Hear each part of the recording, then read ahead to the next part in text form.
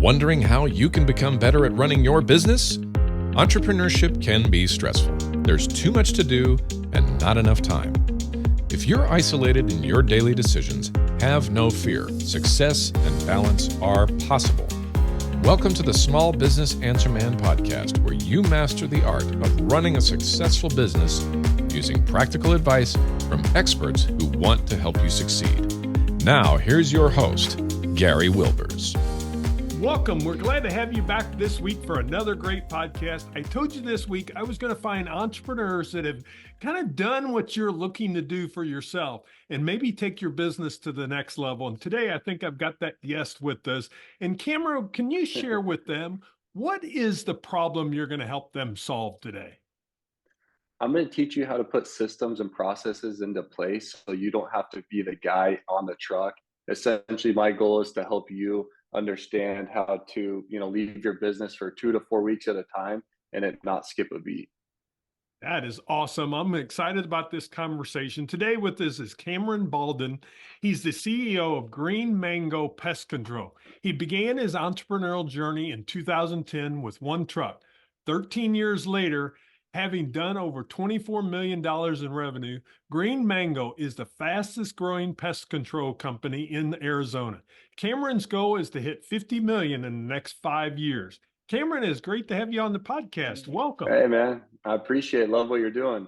Well, I appreciate talking to entrepreneurs that have kind of been there, done that. But the thing is, we all know that it's not over until if we decide to take that sunset and sell our business. I did that in 2012 and decided to follow one of my other passions, which was speaking, coaching, and training. But I love talking to business owners and getting into that and really talking about those differences that's there.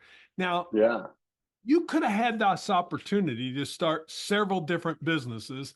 Instead, you kind of invested in one. Tell me why did you decide to go that route? Because many business owners sometimes like to spread themselves pretty thin. Well, I don't know if that's funny because I made that mistake. I don't know if you knew that or not, or if you're being funny, but I fell into that in 2000. So we started in 2010. In 2016, I finally got smart and hired all these managers. I basically hired myself out of a job, and I went from working 16 hours a day to about 8 hours a day, and I felt lazy. And that's where I was like, hey, I got the time, I got the energy, let's go. And we started 5 companies in less than 18 months. And what's funny is over the past 2 years, I've slowly sold those off and doubled down on Green Mango. So to your point, a lot of companies make the mistake of spreading themselves too thin. I was one of those people, and now I'm back to where I started. And a lot less money in my bank account, but a lot more lessons, that I learned from doing it. So it's been a crazy journey.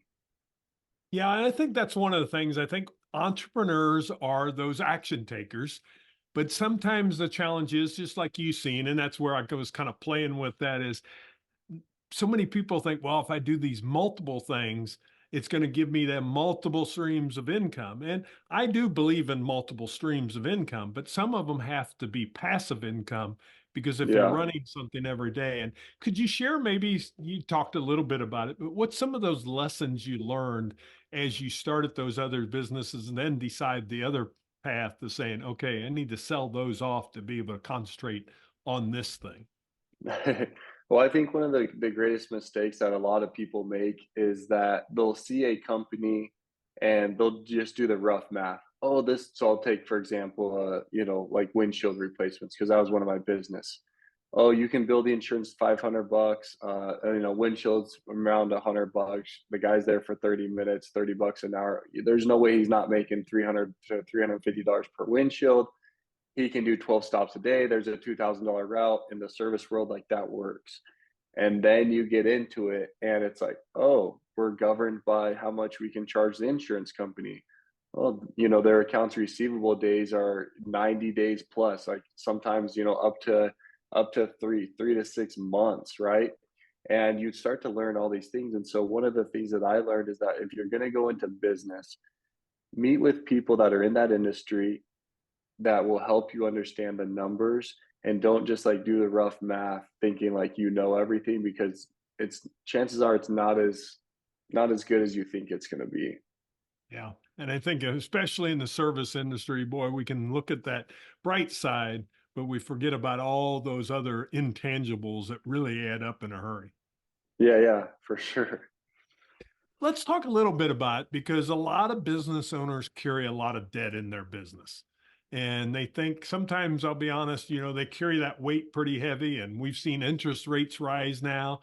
What is your philosophy on kind of carrying debt? And I know you've had some challenges in this area. Maybe you can share that from your experience to help some of our business owners to think about it for theirs. Just like anything, there's good debt and bad debt. I believe if you're growing your company and you're not, a lot of people will go out and buy 3 or 4 trucks and they don't have the business to support those trucks. I think that's a bad investment. So it's literally being on that line of being strategic to where your quality of service doesn't go down because you're not getting out there a week after the sale's made, but you're not overstaffing or creating a debt problem by getting too many trucks or too many workers or whatever it might be. But debt's a good thing if you're strategic, if it makes you double down. Um,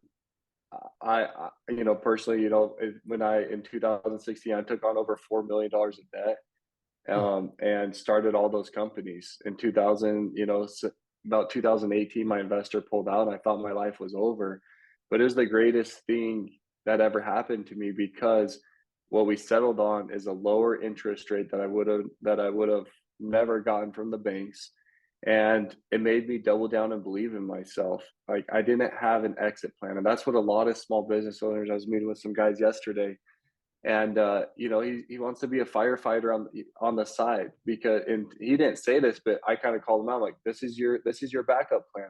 If you're wanting to be successful as a business, as an entrepreneur, you cannot have a backup plan. And that's why I talk about not if, but when those roadblocks happen, they're going to happen in your company. And if you believe in yourself, you believe in the process, you're going to find a way to make it happen.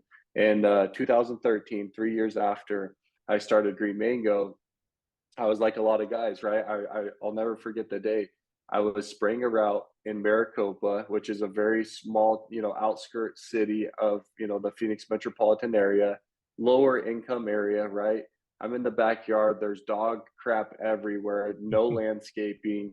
It's 120 degrees in the summer. I'm allergic to the pesticides that we use because, all the stuff that's in them, right? And my allergies are going crazy, and I'm on the phone with my business partner and my dad, who was an investor. He invested 225 grand into Green Mango, and I remember just telling him like, Dad, I don't know how you make money at this company. We're going to try and fire sell it because it's impossible, right? I don't know how people make money in pest control. He's like, all right. So we tried to sell it, and nobody would give us any money for Green Mango. And I just think back on that and like just count my lucky star, because I'm so glad no one bailed me out. So because I had this debt to my dad, I just kept showing up and I just kept going through and kept showing up for work, and consistency is the key. And that's why I talk about like, there's nothing special that I do that you've done, that anyone that's an entrepreneur that's had any amount of success, there's nothing special about them except for consistency and hard work. That's all you need to be successful, and plow through. And my company just got evaluated at over $90 million last year. And it's great. Like you just keep going and keep pushing, and that's what makes people great. Yeah. And it becomes that moment of time when we really have to make that change. And as business owners saying, we're going to do it differently. Now you made that. So I'm going to ask you maybe in this method, and you can kind of take it however you want. When you had that day, you talked about the hard work and the discipline and the consistency that you created to be able to keep going. But ultimately, what is kind of the goal of Green Mango and what pest control, and where do you want to go with it and kind of take it to that next stage, or maybe even go back to say, okay, here we decided we're going to get here. I know we talked about in your bio that about 5 years you want to grow it even bigger than what it is today. Yeah, so my goal is to double it in the next 3 to 5 years, and I think that's completely possible on a conservative model just in the Phoenix metropolitan area here. a lot of companies to have that kind of growth think that they need to open up other states. I've done that and I've sold those off and that was fun. But you know what, I know that I can double down on my efforts. And this is what I talk about. In order to go from 6 figures to 7 figures, it's just effort, it's intention, right? That's all it takes. From 7 to 8, it's knowing your numbers and doubling down on what's working.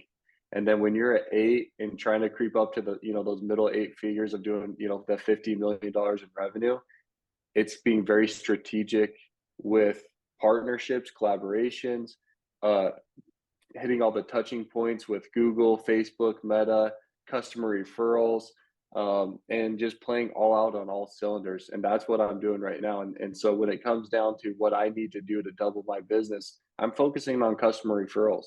That's where I started. I didn't have any money when we started Green Mango. Okay.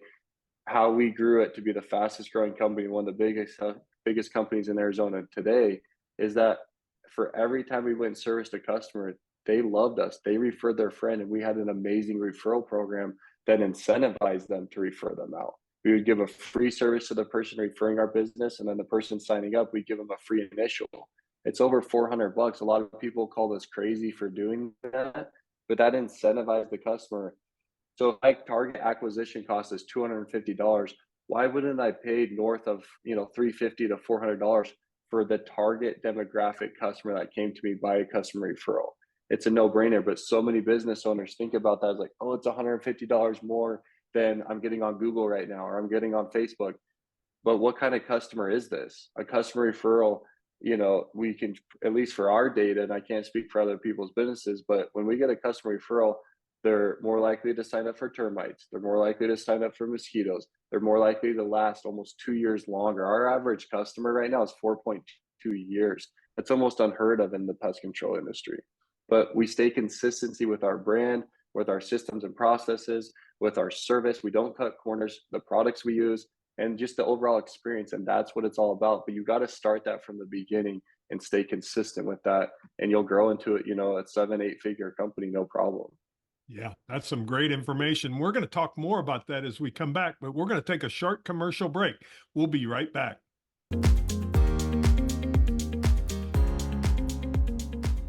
And now back to the show. Well, let's play on that, Cameron, because I think there were some really status points that you talked about. And you know you've done it and things, but I'm going to take you back because I know there's someone in the audience right now listening to this podcast and saying, well, that's great that Cameron did that. But here's my situation. So I'm going to give you a situation of someone I know that, you know, has a pest control business, is pretty small, you know, about 150, 200 customers. It's him doing the majority of it, has somebody that helps in the business and stuff, but they're kind of wanting to take it to the next level. And you talked a little bit about doubling down, but you talked about systems and processes and some of those things you put in place. And you gave us a really good example of how let's take those current customers that we have and how can we get referral business to them.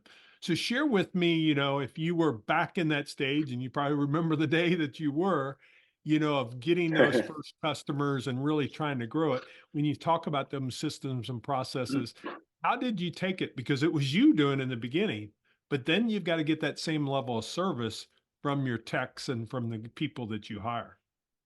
Yeah. So how would I grow if I had 100 customers right now? Yes. Okay.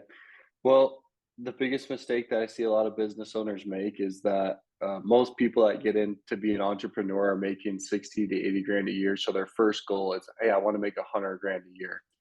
So as soon as the company can pay them that 100 grand a year, what do? They take it out. And you're suffocating the company. And that's the biggest mistake that people want to make. And so you got to ask yourself the question, how big do I want to get? What do I want to do?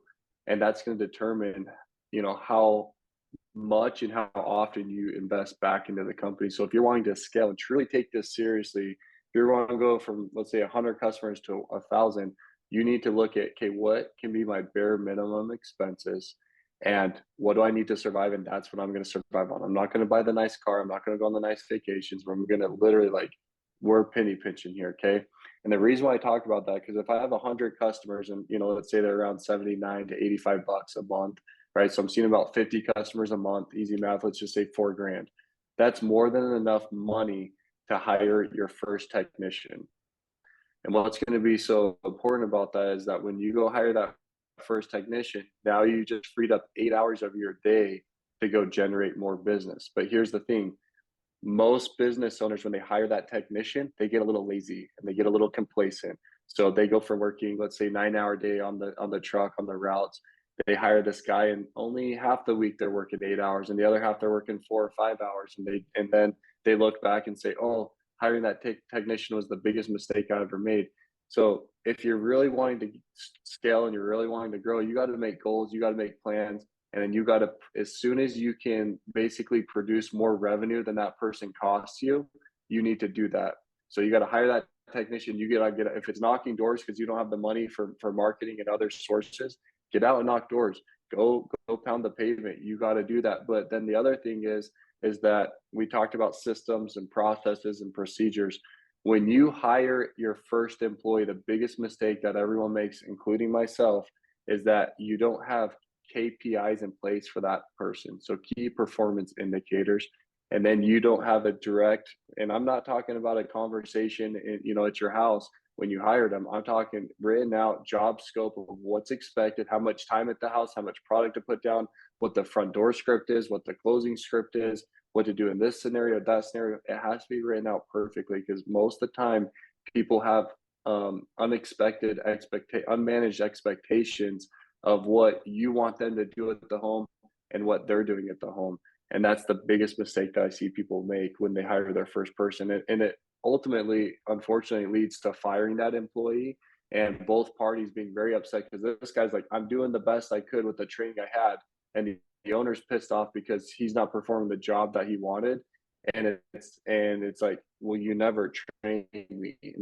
So unfortunately, and that's one of the pain points as a business owner, is at the end of the day, it's always your problem. It's always your fault because you didn't do a great enough job explaining it. Yeah, and that's so true, because all the knowledge is in the business owner, but he gives them only a small taste of it, enough to basically get out there and get started, and then they start to fail. And I agree with you. That's what happens in a lot of business now. They take a deep breath. The only problem is that deep breath lasts for, way too long, and they Yep. really get in that area. So I appreciate you sharing that, because I think it fits for any service-based business. Is the challenge if they're going from an operator, what I call it, the business owns you, to you owning your business and stuff. And that becomes a challenge, because otherwise it's really the business owns you. You may be a business owner, but it just owns your life. And a lot of people start in that area.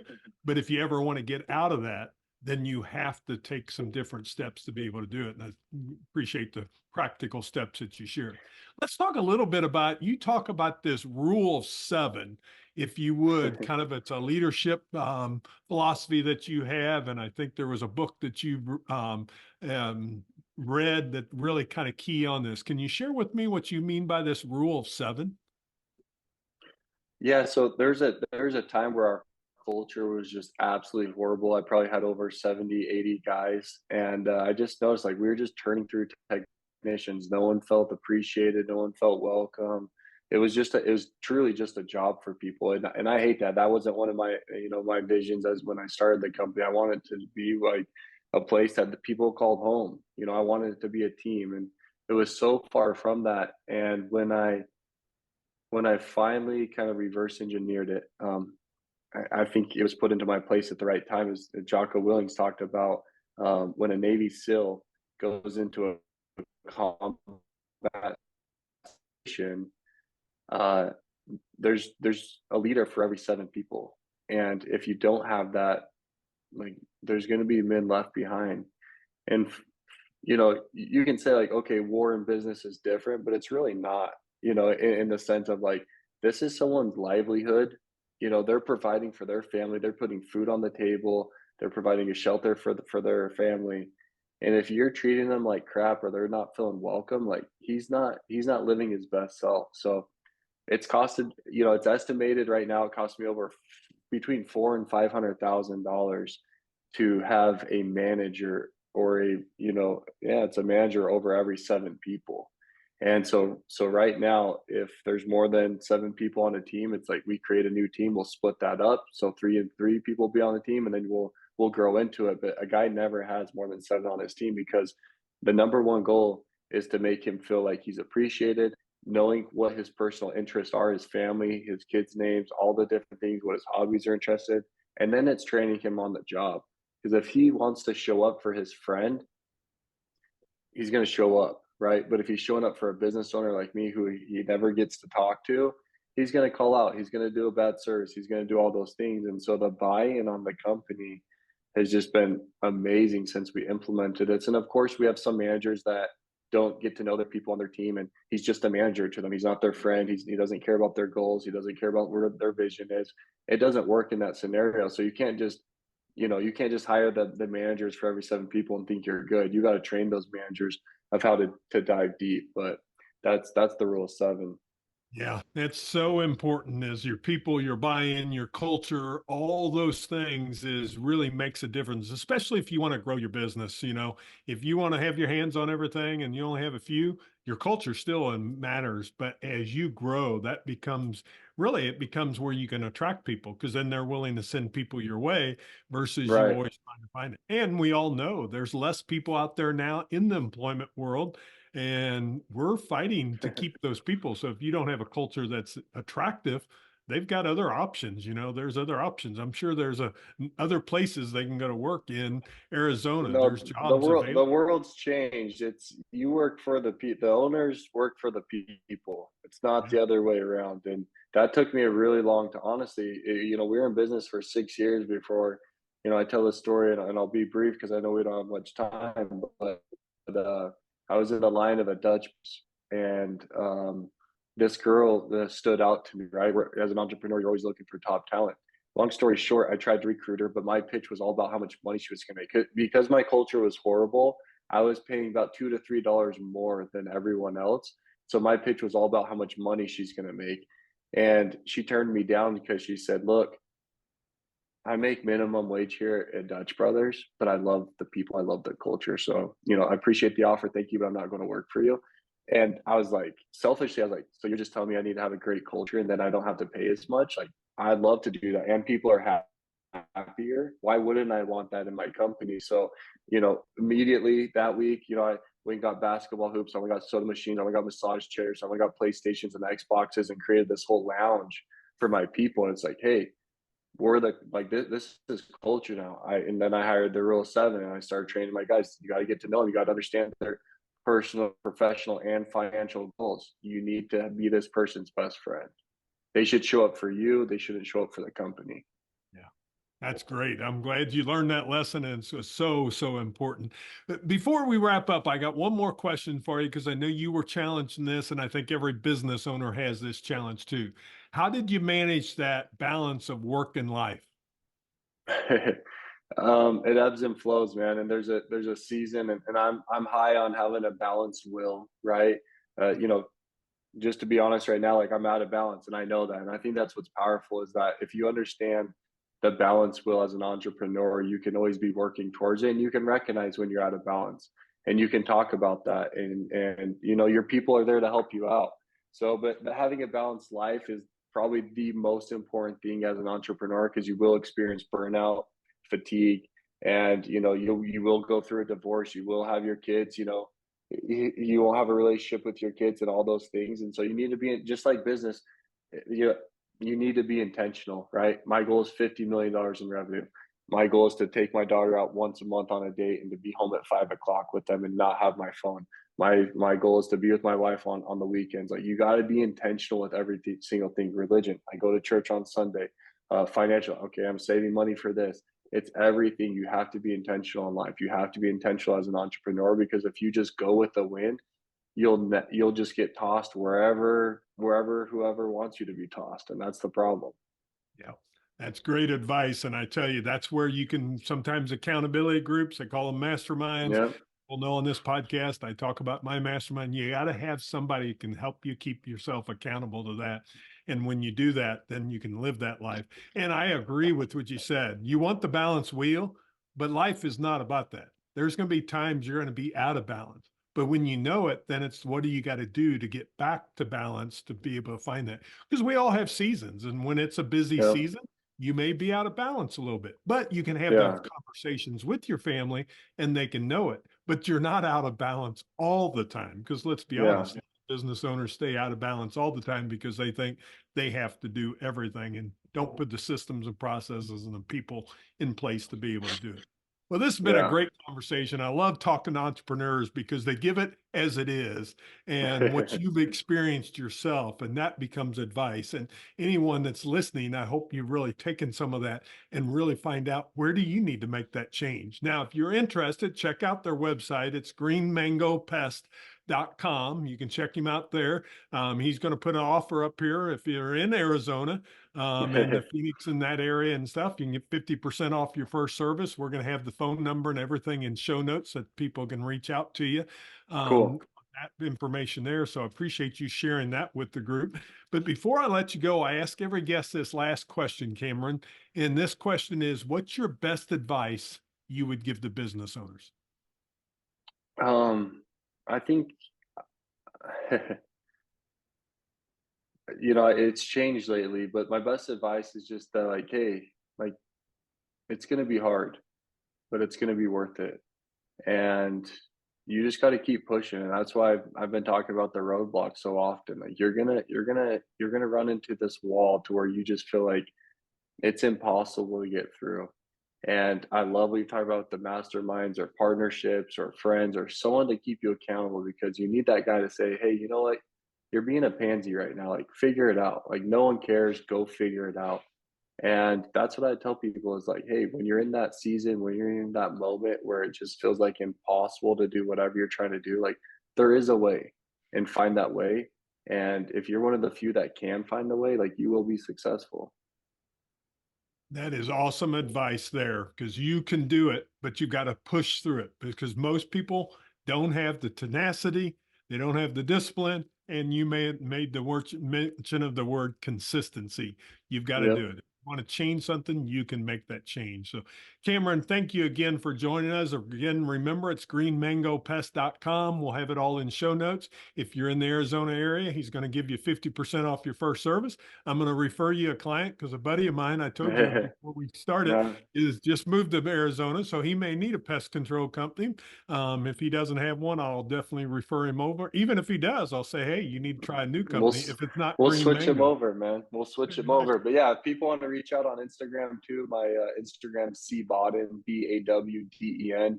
I love to connect with entrepreneurs. I love to help them out however I can, and we're all in it together, man. So I want to support everyone. I want to try and give back. There's plenty of people that tried to help me out, so that's what it's about. That's what I'm trying to do with other people. That's that abundance mindset. I love seeing that in entrepreneurs. Cameron, thanks for joining us. You enjoy the rest of your day. And I tell you, I'm going to give you this action. I want you to think about, what do you need to break through? What is the challenge in your business right now that is holding you back? Maybe you've hit a ceiling, whatever it is for your business. What do you've got to do to break through that ceiling? And the question I would tell you is, if you know what it is, but you don't know how to overcome it, talk to some other business owners or get a business coach and find that person can help you break through that. Because when you find other people, just what Cameron shared with us today, you're really able to get that. So I want you to do that for your business, because we all can make it to that next stage, that next level that's there. Remember, come back next week and we'll have another great guest on the podcast. If you like this podcast, like it, share it with others. We would truly appreciate it. Come back and we'll see you next week. Make it a great day. That's all the time we have for this week. To continue your journey, head over to smallbusinessanswerman.biz to access the tools and resources mentioned in today's show. If you enjoyed this episode, please subscribe and share it with someone who would benefit from listening. That's smallbusinessanswerman.biz. Until next time, remember, when you find the right solutions, your business grows and you get your time back.